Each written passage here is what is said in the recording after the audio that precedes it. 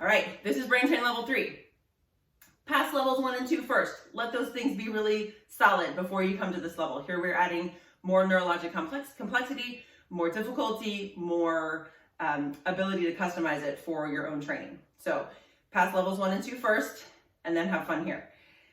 These exercises, we say we have our same 7 patterns. We're doing a lateral lunge for a hip hinge. We're doing a deep squat hold for our squat pattern. We're doing an exercise called archer turns for pull. We're doing a tubing press for in some various stance positions for our push pattern.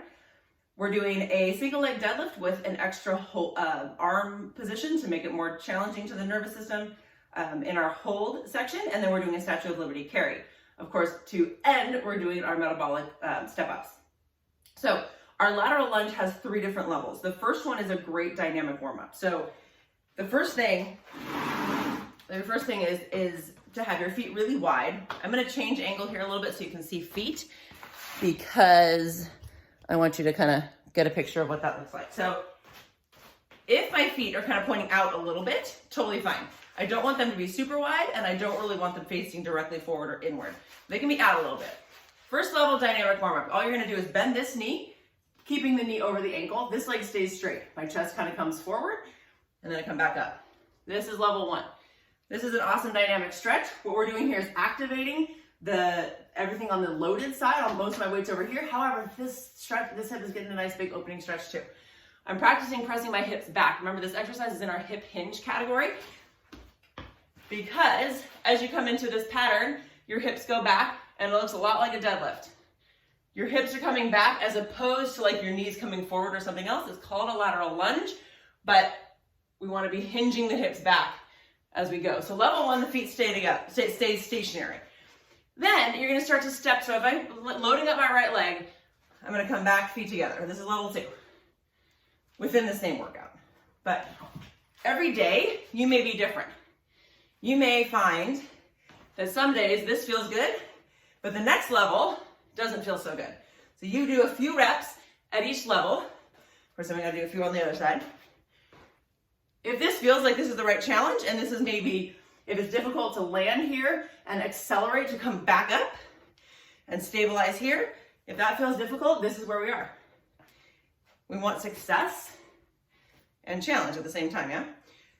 So from here, we're gonna add another layer. So we're gonna come into our lateral lunge, knees over this ankle, and I'm gonna push so hard through this heel that I can come all the way back up and balance hard. This knee is straight. I've had to decelerate on this side. Then I'm going to catch myself over here, accelerate in the other direction. Don't fall. Arms up in front here to help. Maybe they come down. If arms are here, as you're coming, like reaching down as you're down, and then reaching up as you're up, that sometimes helps with the balance too. So that's our lateral lunge to post. 10 to 15 on each side. If there's a side where it's harder to balance, do more on the harder side. All right, then we're gonna go to our deep squat hold. So you're gonna be in a little bit of a wide stance squat with your toes pointing out a little bit. And all you're gonna do, have your hands reaching out in front, get your hips low. Get your hips as low as you can without like squatting all the way down. The reason is I want you to be active here. I don't want you to just be sitting back and hanging on your joints. So you're active. You're not going to let your hamstrings, like the thighs, aren't going to sit resting on your calves. It's not a catcher squat. Weight is back in your heels here for about 10 seconds. Then you're going to pop up and land and hold it again, 10 seconds. As you're sitting and holding, you're perfecting your position, right? Your weight's back in your heels. You're checking out your knees are over your ankles, not letting them cave in. 10 more seconds and pop up again. And we'll land again. 6 reps because we need a minute of work, right? Pop up and back down for 6. 6 deep squat holds. Then we're going to switch to our push pattern. So I've got my band attached up overhead, and I'm going to step way out in front of it. Let's fix this angle. Sorry that my videography is so awesome. So you're here like this. You're going to be in your split stance, just like your split squat was in level 2. So this forward leg's going to get some work. The band is attached high. So we're trying to get our spine perpendicular to the band. So we can't stand upright. We're gonna tip forward, kind of like you're hinged forward. I like my other hand on my lower back to keep myself honest with my posture. I wanna make sure I'm not arching too much. More importantly, I don't wanna be rounding too much. So this band is pulling me back, and all I'm gonna do is punch forward. So one arm press. The resistance needs to be high enough that there's some work happening here. But the arm's basically doing the same thing as it would do in a push-up, right? However, because the band is pulling on one side and the way I'm standing, the band is pulling me into a twist. It's also pulling me up, but I'm fighting it with the sling, a series of muscles in the front side of the body, and resisting rotation at the same time. If you want to make this neurologically more complex, so I'm not going to add any resistance to the band. I'm just going to change how I'm standing. So I'm going to go from a split stance to a square stance, and this is just kind of like a hip hinge posture. Hips are back a little bit, knees are soft, kind of like a ready position. I'm going to do the same exercise, hand to my chest here to make sure I'm not turning. And my hips aren't going to turn either. My belt buckle is staying facing forward, and I push. This becomes more difficult because now I have no base of support because my feet are closer together. It's still turning me, it's still pulling me back, and I still have to fight that. So I go 10 or 15 reps on one side, and I switch and do the other side. So that's our tubing press. Our pull pattern, we're gonna do our archer turn. So for this, the band needs to be attached about waist height. So near a doorknob on a door maybe. If you're using something like a doorknob, please just make sure that you're pulling the band in the direction that the door closes. So to keep everybody safe. Make sure it's not a door anyone's gonna open. So it's attached about waist height. I'm gonna stand in my ready position, hips are back, back is straight. My belt buckle is gonna stay facing my anchor point of my tubing the whole time, and I'm gonna pull back. So this is an archer turn. My other hand that I'm not pulling with is punching toward my target, my attachment point, and I turn. Here, it's gonna feel like this hip is actually pulling forward, because I don't want everything to turn. I want my belt, light shining out of my belt buckle, still shining at the attachment point of my band, and I pull. And the further I pull back with this elbow, you can see this elbow forearm is in line with the band. So it's not winging up, it's not staying low, it's not a row.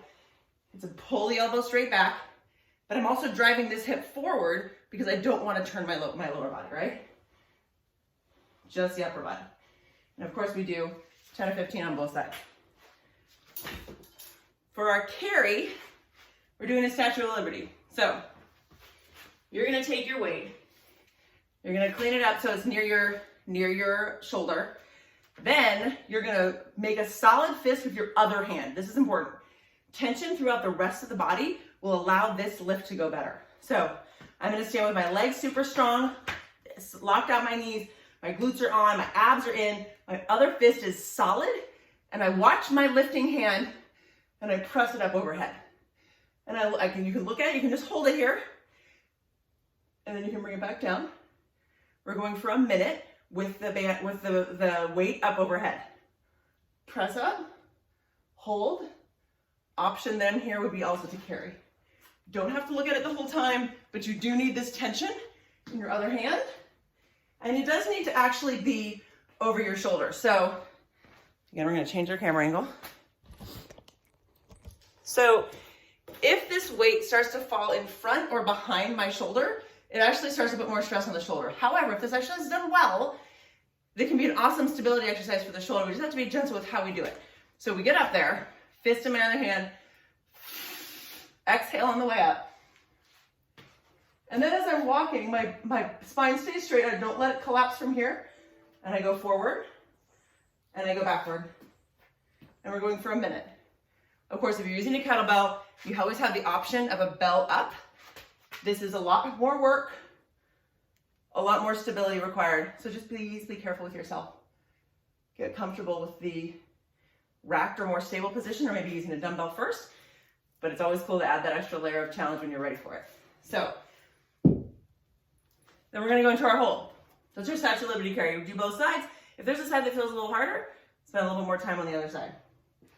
So then we're gonna do our single leg deadlift, hold. So you may remember from level 2 that we use this band to kind of pull out You can use the same thing. You can use a lightweight stick, golf club, baseball bat would be fine. But having this outward tension here will make this exercise better.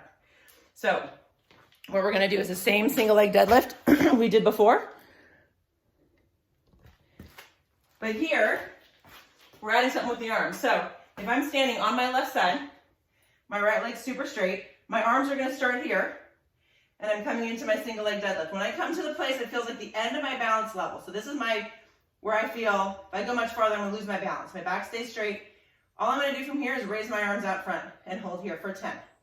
As I do this, my shoulders are pulling down, my hands are pulling out, my back toes toward the ground, belly button toward the floor, weights in my heel, hips are square, and then I come up, reset. So second rep, the arms will start down. So it's kind of like just like if you were doing a single leg deadlift with weight, you'd have the weight down here. So we start with it here, we find our balance point, and then we extend. The spine is trying to stay straight here. Feel like you're trying to bring your chest forward without collapsing your lower back. 10-second holds, you need 6 reps. Again, we're going for a minute of work there. So single leg deadlift on both sides, statue of liberty, carry both sides, archer turns, one arm presses, all one-sided exercises. So one set on each side. When you're done with all this, I'm going to go through the whole thing again, you go for it. You can also combine them with level 1 and level 2. Coming back through this level 3 is a huge neurologic load, which would be great. Our metabolic in this set is a step up. So, let's bring it over here. So I have this cheap step stool. Using the bottom stair on a staircase is good. Something, you're going for speed, so this is not a huge step. We don't need you don't need something that's hard to step up to. It's not like the step up is the exercise, the speed is the exercise here. So what we're gonna do, I'm gonna show you in slow motion first. What we're gonna do is go up, up, down, down. Leading with my right leg for the first set and only with my left leg for the second set, or vice versa, it doesn't matter, just try to be even, side to side. So what you're gonna do is go up and down as many times as you can in 30 seconds. 30 seconds is over, you take your breath, you walk around, you recover for a whole minute. Give yourself the whole minute to recover so that the second set can be as good as the first set. If you only take like a 10-second rest, your second set won't be any good. So give yourself full recovery. See how that feels. Give yourself full recovery. And then come back into your next set. And just see if you can beat your reps. You can beat your reps on the second set, that's awesome. So, which means either you were holding back your first set, which obviously isn't true because you're going all out here, or you actually got better. So, keep pushing forward. Post your score, tell your teammates how many you did and see if they can beat you. So, levels 1, 2, and 3 brain train, if you went through a set of each thing, by this point in the workout, you would be exhausted. And then you need to reward yourself. Give yourself some time to breathe, stretch. Mental game works really well right here. Lie on your back, take some deep breaths, and focus on your goals and push yourself forward. Well done.